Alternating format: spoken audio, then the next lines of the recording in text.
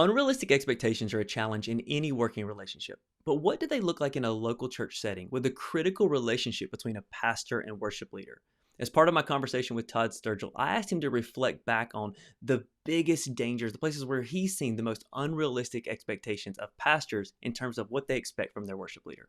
Right. Okay, so let's step into a good one here. When it comes to role clarity, I see leaders and team members come face to face with the reality of unrealistic expectations. So I want to ask you, what are some of the most unrealistic expectations that you've seen pastors have of somebody who is the worship leader?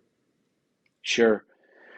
I think one of the main things that had was probably an issue early on with me a little bit, and I see this so often in others, is that we can read the lead pastor's mind.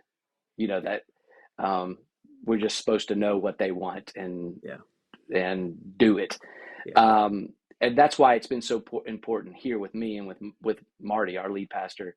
We've had that open line of communication to where, I actually can read his mind these days, yeah, as we've gone further. But on the onset, I couldn't.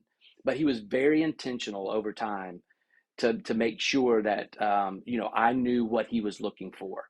And we went to conferences, we went and watched things.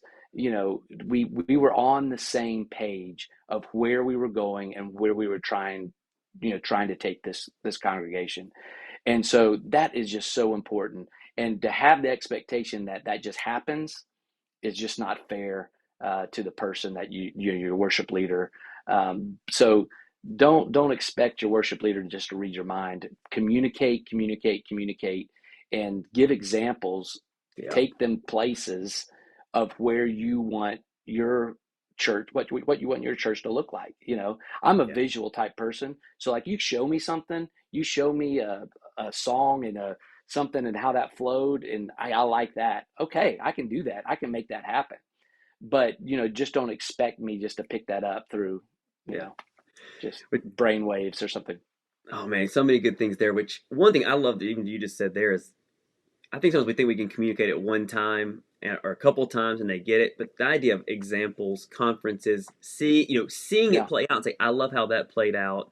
Um, yeah, it's just so big, and yeah, and thinking they can read your mind, or when you start talking about worship, I think it's kind of like if you ever sometimes I do subcontracting with someone who's a designer, and I know how frustrated I am. I was like, I want a modern, clean feel, and they're like, "What does that mean? Could you show me one thing of modern, clean? That could mean a billion things." And I right. think I think sometimes as a pastor, like especially in the spiritual world, we just use these really vague terms. Just that there's a Yeah, clear presence. It's like I need to know what that means. Help to you what that right. means. I know what I think it means. So, and that can only come Yeah, with conversation. Just for multiple sure. conversations that can where years down the road you can say, I actually do know what he's thinking a lot of times now. Right. As a leader, expecting any key team member to be able to read your mind or just to have clarity just because is making a dangerous assumption.